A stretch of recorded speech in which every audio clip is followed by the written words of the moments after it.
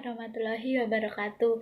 Perkenalkan, nama saya Theodora Ika Sitawati, NPM 17186206030 dari Prodi PGSD 6A akan mengomentari dan memberikan pendapat tentang konflik Israel dan Palestina. Nah, di sini saya akan menayangkan cuplikan videonya. Dalam bahasa Ibrani, Yerusalem disebut Yerusalem dan dalam bahasa Arab disebut Al-Quds. Yerusalem merupakan salah satu kota tertua di dunia, sekaligus kota yang selalu diperebutkan, dihancurkan, dan dibangun kembali oleh beberapa pihak. Konflik Palestina-Israel bermula dari konferensi Zionis pertama atau Basel Congress pada 1897 di Basel, Swiss. Dalam konferensi tersebut, organisasi Zionis merumuskan pembentukan Israel. Pengamat Timur Tengah dari Lembaga Ilmu Pengetahuan Indonesia, Hamdan Bashar berpendapat, sebagai kota suci bagi tiga agama Abrahamik, tak heran jika Yerusalem selalu diperebutkan. Konflik antara Israel dan Palestina adalah bagian dari konflik Arab-Israel yang lebih luas. Konflik yang berlanjut antara bangsa Israel dan bangsa Palestina. Konflik Israel-Palestina bukanlah sebuah konflik dari dua sisi yang sederhana. Seolah-olah seluruh bangsa Israel atau bahkan seluruh bangsa Yahudi yang berkebangsaan Israel memiliki satu pandangan yang sama, sementara seluruh bangsa Palestina memiliki pandangan yang sebaliknya. Di kedua komunitas terdapat orang-orang dan kelompok-kelompok yang menganjurkan penyingkiran teritorial total dari komunitas yang lainnya. Sebagian menganjurkan solusi dua negara dan sebagian lagi menganjurkan solusi dua bangsa dengan satu negara sekuler yang mencakup wilayah Israel masa kini, jalur Gaza, tepi barat, dan Yerusalem Timur.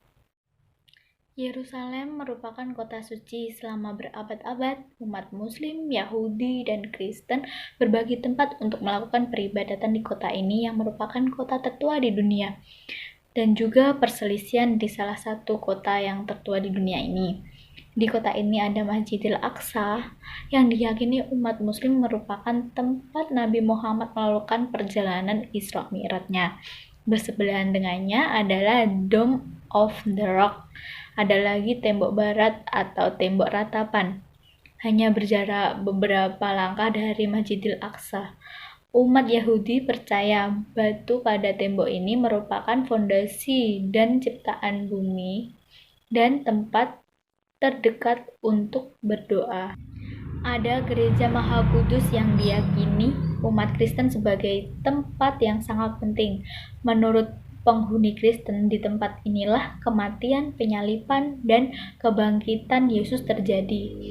Kunci dari gereja ini dipegang oleh keluarga Muslim ketika tempat ibadah ini berada pada hanya sebagian kecil kota Yerusalem atau Al-Quds. Namun, bagian kecil inilah yang menjadikan Yerusalem sebagai kota yang paling sensitif hingga saat ini di permukaan bumi.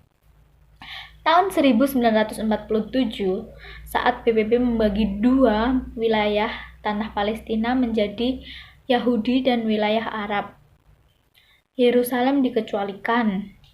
Kota ini disepakati sebagai kota internasional. Namun pada tahun 1967, Israel melakukan agresi yang membuat akhirnya Yerusalem seluruhnya itu dikuasai oleh Israel. Tapi bangsa Palestina dan juga mayoritas dunia internasional tidak mengakuinya. Ada sekitar 850.000 populasi Yerusalem dan 60% diantaranya adalah umat Yahudi dan sisanya adalah umat Muslim, juga sebagian kecil penganut Kristen.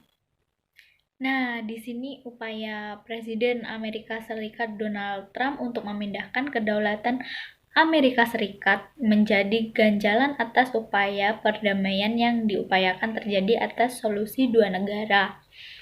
Karena solusi ini pada tahun 1980 seluruh negara yang memiliki hubungan diplomatik dengan Israel telah mengalihkan kedaulatannya dari Yerusalem dan memindahkan ke Tel Aviv. Sejak Kongres Amerika Serikat mengamini membuka kedaulatan di Yerusalem, Presiden Amerika Serikat terdahulu menghindari kebijakan ini karena secara diplomatik diyakini akan menuai banyak kecaman. Dalam pernyataannya, Donald Trump menyatakan bahwa ini adalah bagian dari upaya perdamaian di Timur Tengah. Hal ini diyakini justru berbalik oleh komunitas dunia. Pemimpin Palestina bahkan menyebutnya ini adalah langkah dari mundur atas upaya perdamaian antara Palestina dan Israel kembali ke titik nol.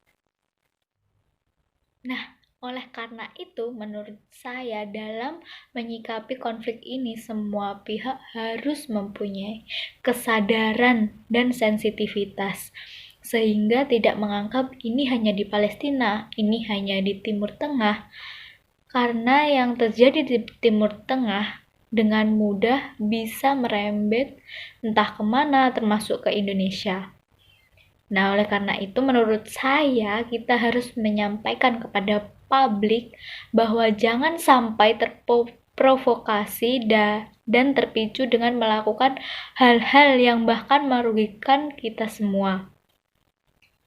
Nah, kalau solusi perdamaian itu disetujui oleh satu pihak saja, misalnya Amerika saja, namanya itu bukan solusi, karena solusi itu adalah untuk jalan tengah, untuk memulai segalanya dari awal.